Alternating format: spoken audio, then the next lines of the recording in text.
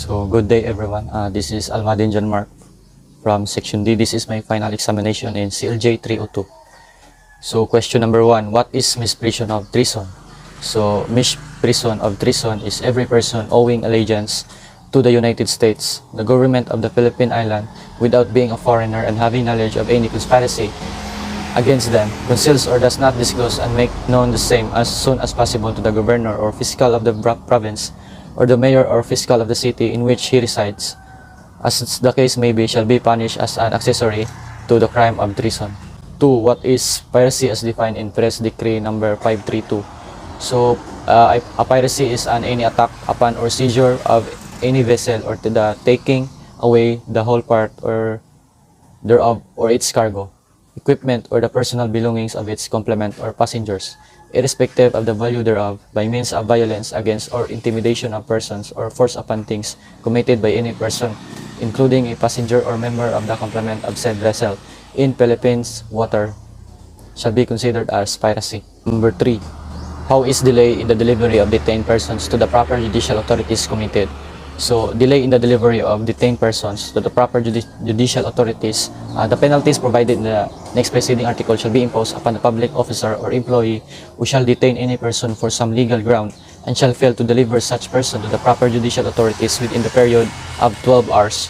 For crimes or offenses punishable by light penalties or their equivalent, 18 hours. For crimes or offenses punishable by correction penalties or their equivalent, and 36 hours for crimes or offenses punishable by affective or capital penalties or their equivalent. 4. Distinguish violation of domicile, Article 128, from qualified trespass to dwelling, Article 280. So, qualified trespass to dwelling is any person who shall enter the dwelling of another against the latter's will shall be punished by arresto mayor and a fine not exceeding 1,000 pesos. Violation of domicile is the penalty of prison correctional in its maximum period shall be imposed upon any public officer or employee who, not being authorized by judicial order, shall enter any dwelling against the will of the owner thereof, search papers or other effects found therein without the previous consent of such owner, or having surreptitiously entered said dwelling and being required to leave the premises shall refuse to do so. 5. How is coup d'etat committed? So, it is any person who promotes or maintains or heads rebellions or insurrection shall suffer the penalty of reclusion perpetua. Any person merely participating or executing the demands or others in a rebellion shall suffer the penalty of reclusion temporal. Any person who leads or in any manner directs or commands others to undertake a coup d'etat shall suffer the penalty of reclusion perpetua. Any person in the government service who participates or executes directions or commands of others in undertaking a coup d'etat shall suffer the penalty of prison mayor in its maximum period. Any person not in the government service who participates or in any manner supports, finances, abets, or aids in undertaking a coup d'etat shall suffer the penalty of reclusion temporal in its maximum period. 6.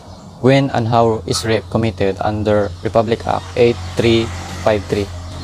So, rape is committed by a man who shall have a carnal knowledge of a woman under any of the following circumstances. A. Through force, threat, or intimidation. B. When the offended party is deprived of reason or otherwise unconscious. C. By means of fraudulent machination or grave abuse of authority. And D. When the offended party is under 12 years of age or is demented, even though none of the circumstances mentioned above be present. 7. What are the two types of robbery? So, Article 294, robbery with violence against or intimidation of persons.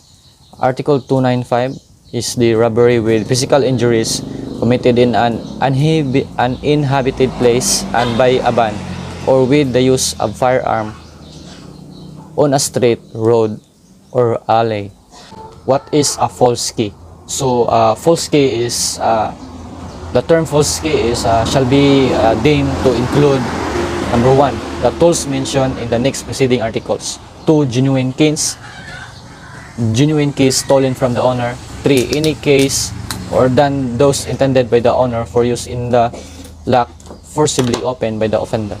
How is theft committed? So, theft is committed by any person who, with intent to gain but without violence against or intimidation of persons nor force upon things, shall take personal property of another without the latter's consent. So, theft is likewise committed by any person who, having found lost property, shall fail to deliver to the same to the local authorities or to its owner. To any person, after having maliciously damaged the property of another, shall remove or make use of the fruits or object of the damage caused by him. And any person who shall enter an enclosed estates or a field where trespass is forbidden or which belongs to another and without the consent of its owner shall hunt or fish upon the same or shall gather cereals or other forest or farm products. How is qualified theft committed? So, qualified theft is committed by a domestic servant or with grave abuse of confidence, or if the property stolen, its motor vehicle, male matter, or large cattle of consists of coconuts taken from the premises of the plantation, or fish taken from a fish pond or fishery, or if property is taken on the occasion of fire, earthquake, typhoon, volcanic eruption, or any other calamity, vehicular accident, or civil disturbance. What are the circumstances considered as prima facie evidence of arson? So, if after the fire are found materials or substances soaked in gasoline, kerosene, petroleum, or either inflammables or any mechanical, electrical, chemical, or traces or any of the foregoing. 2. The substantial amount of inflammable substance or materials were stored within the building, not necessarily in the course of the defendant's business. And 3. That the fire started simultaneously in more than one part of the building or local under circumstances that cannot normally be due to accidental or unintentional causes, provided, however, that at least one of the following is present in any of the 3 above-mentioned circumstances. 4. The total insurance carried on the building and or goods is more than 80% of the value of such building and or goods at the time of the fire. 5. That the defendant, after the fire, has presented a fraudulent claim for loss.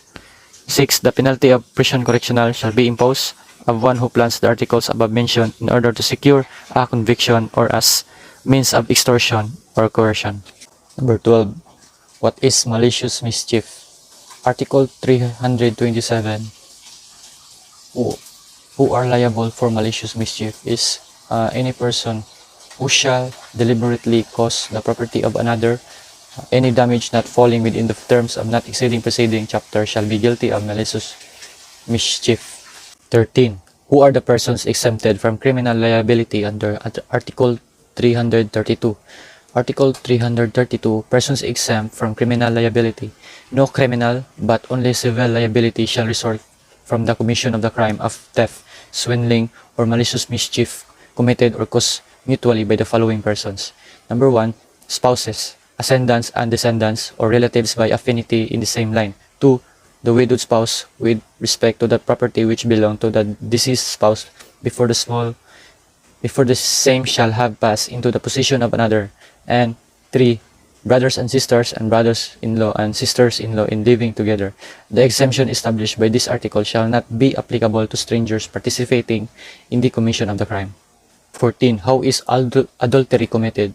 Adultery is committed by any married woman who shall have sexual intercourse with a man not her husband, and by the man who has carnal knowledge of her knowing her to be married, even if the marriage be subsequently declared void. Adultery shall be punished by prison correctional in its medium and maximum periods. 15. How is concubinage committed? Article 334. Concubinage. Any husband who shall keep a mistress in the conjugal dwelling or shall have sexual intercourse under scandalous circumstances with a woman who is not his wife, or shall cohabit with her in any other place, shall be punished by prison correctional in its minimum and medium periods. The concubine shall suffer the penalty of destitutio. 16. How is qualified seduction committed? Article 337. Qualified seduction. The seduction of a virgin over 12 years and under 18 years of age, committed by any person in public authority, press, home servant, domestic, guardian, teacher, or any person who, in any capacity, shall be entrusted with the education or custody of the woman seduced, shall be punished by prison correctional in its medium periods. The penalty next higher in degree shall be imposed upon any person who shall seduce his sister or descendant, whether or not she be a virgin or over 18 years of age. Under the provision of this chapter, seduction is committed when the offender has carnal knowledge of any of the persons and under the circumstances described herein. 17. How is bigamy committed? Article 349, bigamy, the penalty of prison mayor shall be imposed upon any person who shall contract a second or subsequent marriage before the former marriage has been legally dissolved or before the absent spouse has been declared presumptively dead by means of a judgment rendered in the proper proceedings. 18. What is libel? Article 355. Libel means by writings or similar means. A libel committed by means of writing, printing, lithography, engraving, radio, phonograph, painting, theatrical exhibition, cinematographic exhibition, or any similar means shall be punished by prison correctional in its medium and medium periods, or a fine ranging from 200 to 6,000 pesos, or both, in addition to the civil action which may be brought by the offended party. 19. What is planting of evidence under Par CC Section 3, Article 1 of RA 9165 and its penalty under Section 29 thereof?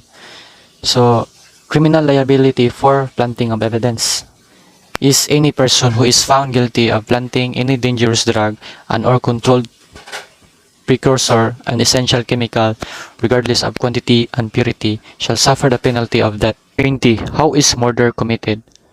So, murder is committed by any person who not falling within the provisions of Article 246 shall kill another, shall be guilty of murder and shall be punished by reclusion temporal in its maximum period to death. If committed with any of the following attendant circumstances: number 1, with treachery, taking advantage of superior strength with the aid of armed men, or employing means to weaken the defense, or of means or persons to ensure or afford impunity. 2, in consideration of a prize, reward, or promise. 3, by means of inundation, fire, poison, explosion, shipwreck, standing of a vessel, derailment or assault upon a streetcar or locomotive, falling in an airship by means of motor vehicles, or with the use of any other means involving great waste and ruin. 4, on occasion of any of the calamities enumerated in the preceding paragraph, or of an earthquake, eruption of a volcano, destructive cyclone, epidemic, or other public calamity. 5, with evident premeditation. 6, with cruelty, by deliberately and inhumanly augmenting the suffering of the victim, or outraging or scoffing at his person or corpse.